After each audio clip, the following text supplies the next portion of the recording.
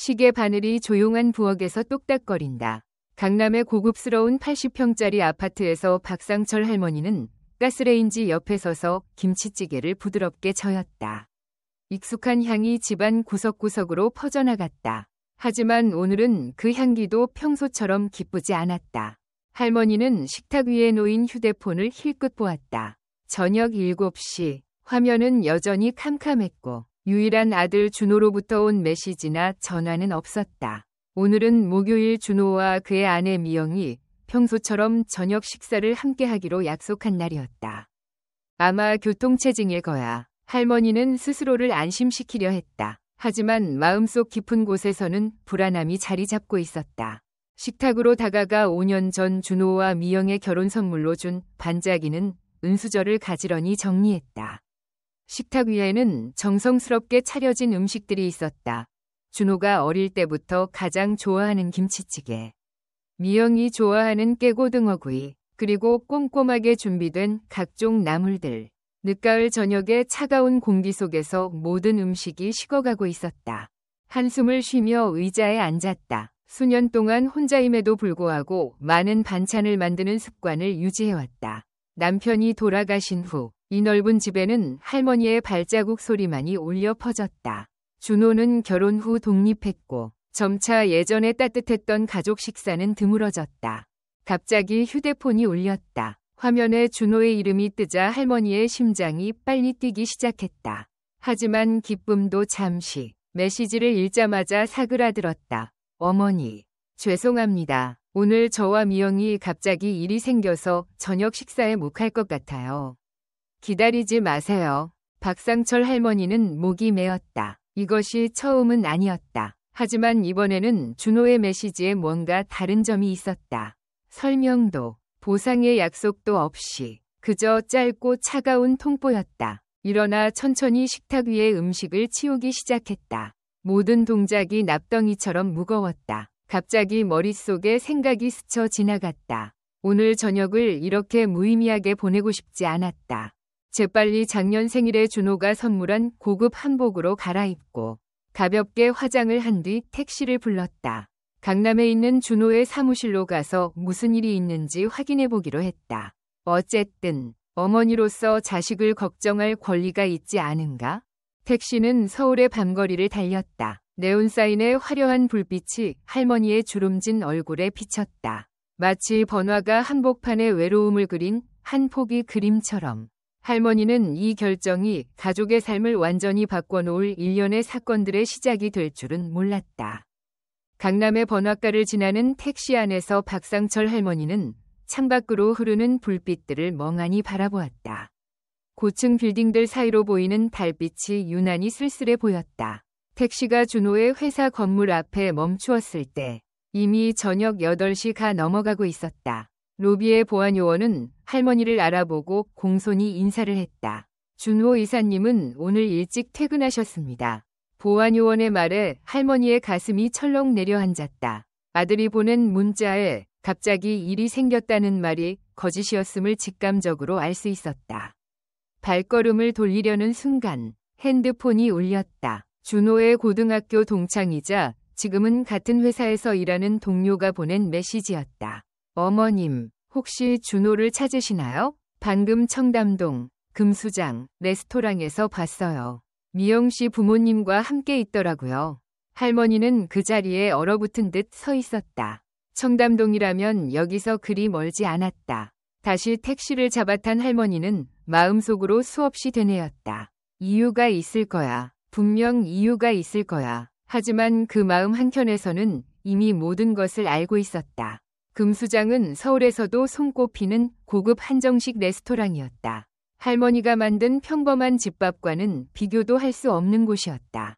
레스토랑 입구에 도착했을 때 할머니는 잠시 망설였다. 안으로 들어가야 할지, 그냥 돌아가야 할지. 그때 유리창 너머로 익숙한 모습이 보였다. 준호와 미영, 그리고 미영의 부모님이 화기애애하게 웃으며 이야기를 나누고 있었다. 테이블 위에는 호화로운 음식들이 가득했고 미영의 어머니는 손수 준호의 앞접시에 음식을 골라 담아주고 있었다. 그 모습이 할머니의 가슴을 후벼 팠다. 5년 전 결혼식 날 미영에게 했던 약속이 떠올랐다. 우리 며느리, 이제 내 딸이야. 엄마처럼 생각하고 편하게 지내자. 하지만 지금 미영의 모습에서는 그때의 따뜻함을 찾아볼 수 없었다. 할머니는 조용히 레스토랑 안으로 들어갔다. 발소리를 죽여가며 그들의 테이블로 다가갔다. 준호야. 할머니의 목소리에 준호가 화들짝 놀라 돌아보았다. 술잔을 들고 있던 그의 손이 떨렸다.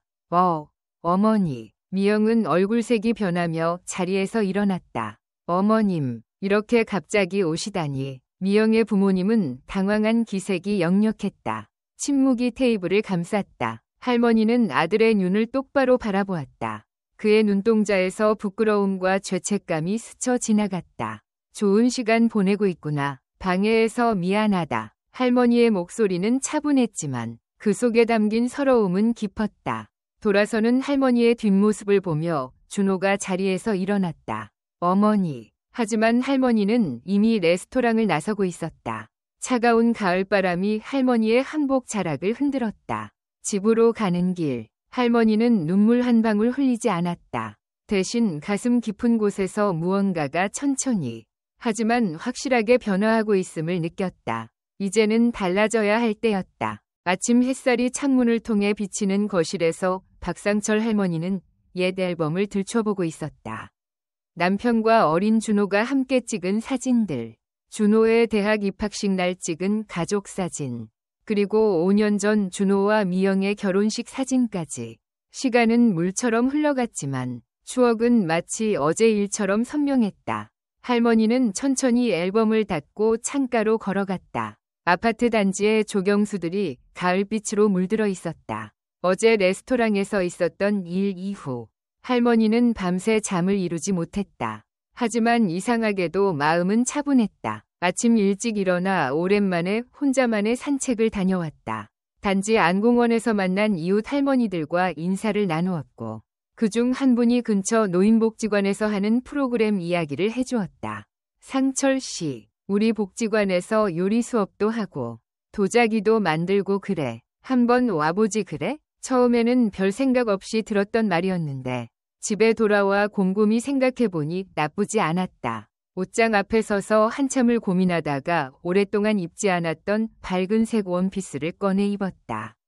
화장대 앞에 앉아 가볍게 화장을 하고 있을 때 전화가 왔다. 미영이었다. 할머니는 잠시 망설였지만 전화를 받았다. 어머님, 미영의 목소리는 평소와 달리 조심스러웠다. 어제 일은 정말 죄송해요. 저희가 너무 경솔했어요. 할머니는 잠시 침묵했다. 예전 같았으면 괜찮다며 서둘러 받아주었을 이야기였다. 하지만 오늘은 달랐다. 미영아, 너희들 사정이 있었겠지. 하지만 어머니한테 거짓말을 한 건 잘못이야. 미영의 숨소리가 전화기 너머로 들려왔다. 앞으로는 서로 불편하지 않게 지내자. 너희 생활에 내가 끼어들진 않을 테니 너희도 나를 배려해주면 좋겠어. 할머니의 목소리는 단호했다. 전화를 끊고 나서 할머니는 오랫동안 거울 속 자신의 모습을 바라보았다. 주름진 얼굴이지만 눈빛은 또렷했다. 현관문을 나서며 할머니는 가방에서 복지관 안내문을 꺼내 다시 한번 확인했다. 오늘은 도자기 수업이 있는 날이었다. 버스를 타고 가는 동안 할머니는 문득 예전에 남편이 했던 말이 생각났다. 당신은 너무 아들 생각만 하잖아. 당신의 인생도 소중한데. 그때는 이해하지 못했던 말이었다. 복지관 입구에 도착해서야 할머니는 깨달았다. 오늘이 바로 자신의 새로운 인생을 시작하는 날이라는 것을. 도자기실 앞에서 잠시 멈춰 서서 심호흡을 했다. 문을 열자 따뜻한 공기와 함께 흙냄새가 코끝을 스쳤다. 어서 오세요. 강사의 밝은 목소리가 할머니를 반겼다. 할머니는 생각했다. 이제는 정말 나 자신을 위한 시간을 가져야 할 때라고. 복지관에서의 한 달은 눈 깜짝할 사이에 지나갔다. 도자기 교실에서 만든 첫 작품은 모양이 삐뚤빼뚤한 찻잔이었지만 박상철 할머니에게는 그 어떤 도자기보다 소중했다. 오늘은 특별한 날이었다. 복지관에서 주최하는 전통요리 나눔 행사가 열리는 날이었다. 할머니는 아침 일찍부터 준비를 했다. 30년 동안 끊임없이 만들어온 김치찌개와 나물, 그리고 직접 담근 깻잎 장아찌를 준비했다. 버스에서 내려 복지관으로 향하는 길. 단풍나무 아래에서 낯익은 얼굴과 마주쳤다. 미영의 어머니였다. 서로를 발견한 순간 두 사람 모두 걸음을 멈췄다. 어머님, 미영의 어머니가 먼저 입을 열었다. 할머니는 무거운 장바구니를 양손에 들고 그 자리에 서 있었다. 여기는 어쩐 일로? 미영의 어머니는 몸을 굽혀 인사를 했다. 사실 저도 이곳 서예교실에 다닌 지 몇 달 됐어요. 뜻밖의 고백이었다. 딸에게도 말하지 않았어요. 나이 들수록 뭔가를 배워야 할 것 같아서. 할머니는 장바구니를 내려놓았다. 가을바람이 두 사람 사이로 불어왔다. 오늘 요리 나눔 행사하는 날이에요. 같이 가시겠어요? 할머니의 제안에 미영의 어머니는 잠시 망설였지만 고개를 끄덕였다. 복지관 강당은 이미 활기찬 분위기로 가득했다. 여기저기서 맛있는 음식 냄새가 났다. 할머니와 미영의 어머니는 나란히 부엌으로 향했다. 제가 김치찌개 끓이는 걸 좀 도와주시겠어요? 할머니가 앞치마를 건네자 미영의 어머니는 살짝 놀란 표정을 지었다. 저는 요리를 잘 못해서. 괜찮아요. 같이 하면 되죠. 두 사람은 나란히 서서 재료를 다듬기 시작했다. 김치를 씻고 돼지고기를 썰고 양파를 다지면서 어색했던 분위기가 조금씩 풀어졌다. 사실 그날 이후로 계속 마음이 무거웠어요. 미영의 어머니가 조심스럽게 말을 꺼냈다. 미영이가 어릴 때부터 저한테 많이 위지했거든요.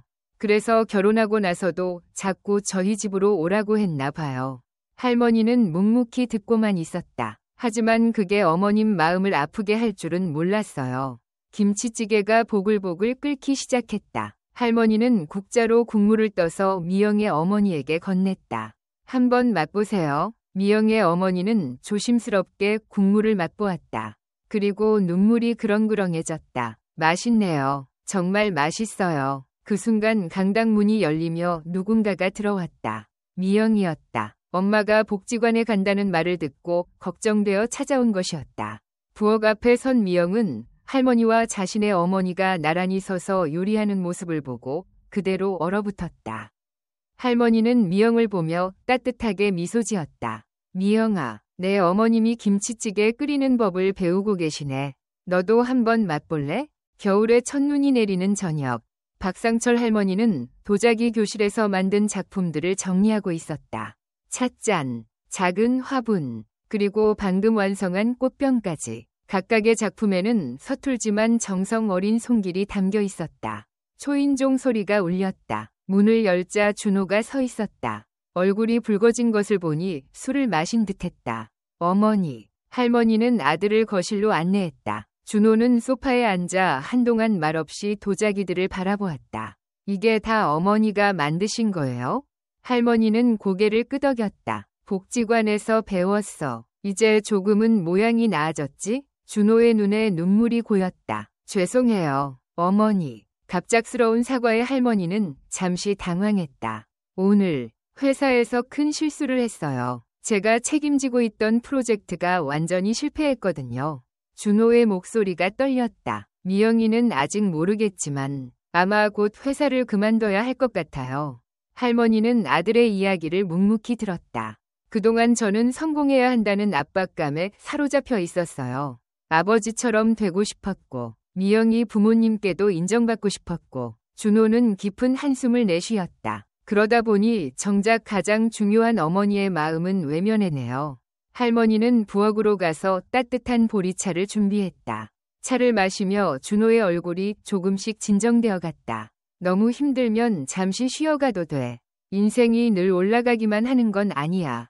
할머니의 말에 준호가 고개를 들었다. 어머니도 그동안 많이 힘드셨죠? 저 때문에. 할머니는 미소를 지었다. 난 이제 괜찮아. 오히려 더 행복해졌어. 할머니는 도자기들을 가리켰다. 여기 와서 이것저것 배우고 새로운 사람들도 만나고 너는 내 인생이 있고 나는 나의 인생이 있는 거야.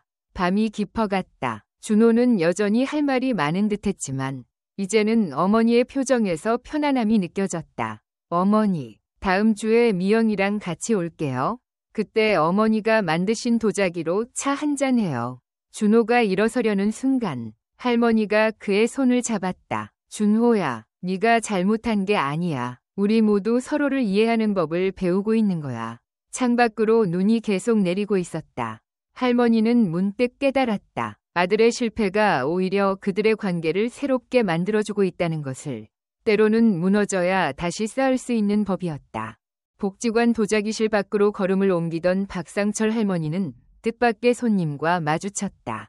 미영이었다. 눈이 퉁퉁 부어있는 얼굴이 할머니의 마음을 찡하게 했다. 어머님, 미영의 목소리가 떨렸다. 할머니는 말없이 미영의 손을 잡고 근처 찻집으로 향했다. 따뜻한 대추차가 나오고 한참이 지나서야 미영이 입을 열었다. 준호 오빠가 회사 그만둔다고 했어요. 할머니는 고개를 끄덕였다. 알고 계셨죠? 어제 오빠가 어머님 댁에 갔다고 들었어요. 미영은 손수건으로 눈가를 닦았다. 사실 저도 이런 날이 올 것 같았어요. 요즘 오빠가 많이 힘들어 보였거든요. 하지만 미영의 목소리가 흔들렸다. 제가 너무 이기적이었나 봐요. 오빠의 고통은 보지 못하고 겉으로 보이는 성공만 바라봤어요. 할머니는 천천히 찻잔을 들어 한 모금 마셨다. 밖에서는 여전히 눈이 내리고 있었다. 어머님, 제가 정말 잘못했어요. 그동안 어머님 마음도 몰라주고 오빠의 어려움도 외면했어요. 어머님처럼 진심으로 사랑하는 법을 몰랐던 거예요. 미영의 눈에서 눈물이 흘러내렸다. 우리 엄마가 말해줬어요. 어머님이랑 같이 요리하면서 느낀 거라고. 진정한 가족의 의미를. 할머니는 가방에서 작은 상자를 꺼냈다. 안에는 도자기로 만든 작은 브로치가 들어있었다. 이거. 미영이 놀란 듯 브로치를 바라보았다. 내가 처음으로 제대로 만든 작품이야. 내게 주고 싶어서 며칠 동안 공들였어. 브로치는 작은 매화 모양이었다. 서툴지만 정성이 가득 담긴 모습이었다. 매화는 추운 겨울을 이겨내고 봄을 맞이하는 꽃이야.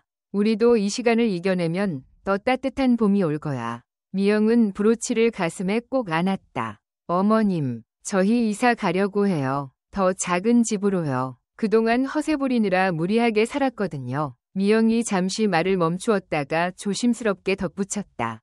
혹시 저희 집 근처로 이사 오시면 어떨까요? 그동안 어머님 혼자 그 큰 집에 계시느라 많이 외로우셨죠? 할머니는 창밖을 바라보았다. 눈이 그치고 하늘이 맑아지고 있었다. 미영아, 고마워. 하지만 난 여기가 좋아. 이제 나만의 생활이 있고 내가 좋아하는 일도 있으니까. 미영의 눈에 실망감이 스쳤다. 대신 네가 자주 놀러와. 다음에는 내가 도자기로 만든 찻잔으로 차도 대접할게. 미영은 처음으로 밝게 웃었다. 네, 어머님. 이번에는 제가 김치찌개 끓여올게요. 엄마한테 배운 대로요. 복지관 게시판에 큰 포스터가 붙였다. 실버 아티스트 작품 전시회 우리들의 이야기라는 제목이 눈에 띄었다.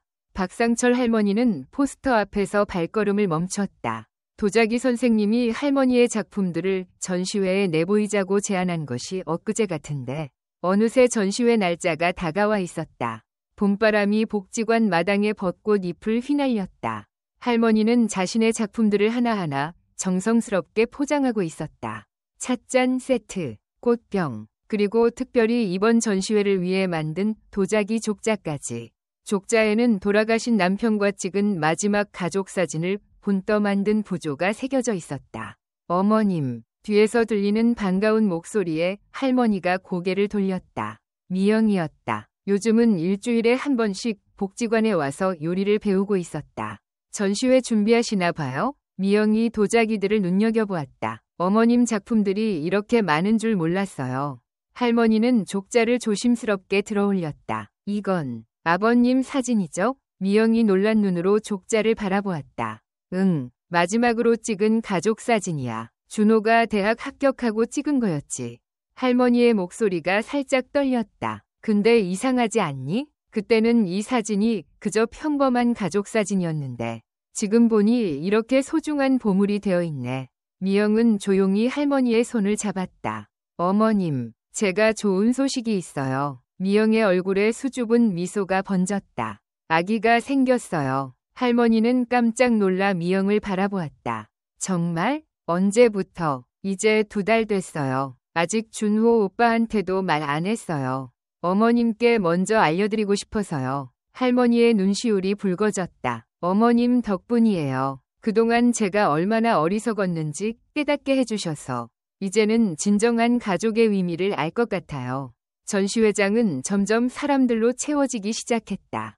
할머니의 작품 앞에 사람들이 모여들었다. 어머, 이 도자기 족자 정말 특별하네요. 가족의 이야기를 이렇게 표현하다니 감동적이에요. 그때 준호가 헐레벌떡 전시장으로 들어왔다. 어머니, 죄송해요. 늦었죠? 할머니는 아들을 보며 빙그레 웃었다. 잘 왔어. 미영이가 할 말이 있다더라. 준호는 영문을 모르겠다는 듯 미영을 바라보았다. 미영은 수줍게 준호의 손을 잡았다. 그리고 그의 귓가에 속삭였다. 준호의 얼굴이 환하게 밝아졌다. 벚꽃잎이 창문을 통해 날아들어 전시장 바닥에 하얗게 쌓였다. 할머니는 생각했다. 인생은 참 신기한 것이라고. 깨어진 것 같았던 순간들이 모여 이렇게 아름다운 무늬를 만들어낸다는 것을. 추석을 이틀 앞둔 아침, 박상철 할머니의 집은 분주했다. 베란다에 놓인 도자기 작업대 위에는 특별한 작품이 놓여 있었다.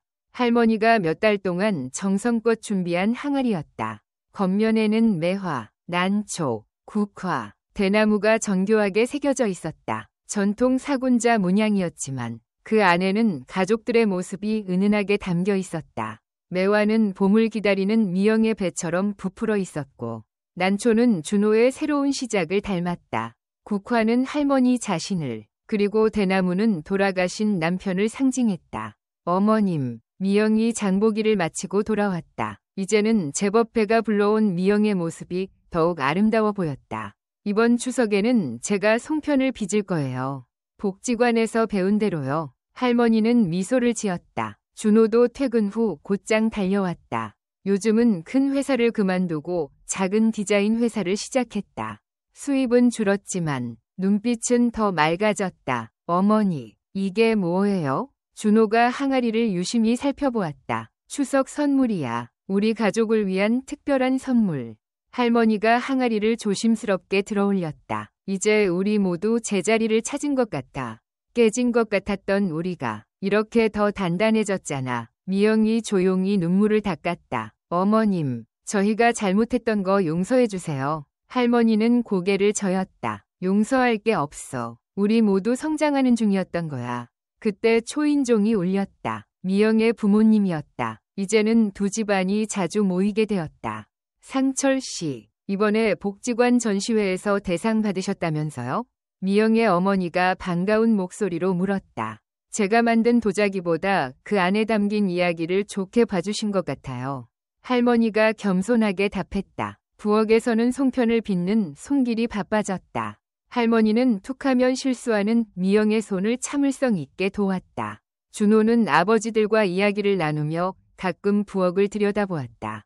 저녁이 되자 달이 밝게 떴다. 마당에 상을 차리고 모두가 둘러앉았다. 할머니가 만든 도자기에 술을 따랐다. 이제 곧 태어날 아기는 이런 할머니가 있어서 참 복이 많겠어요.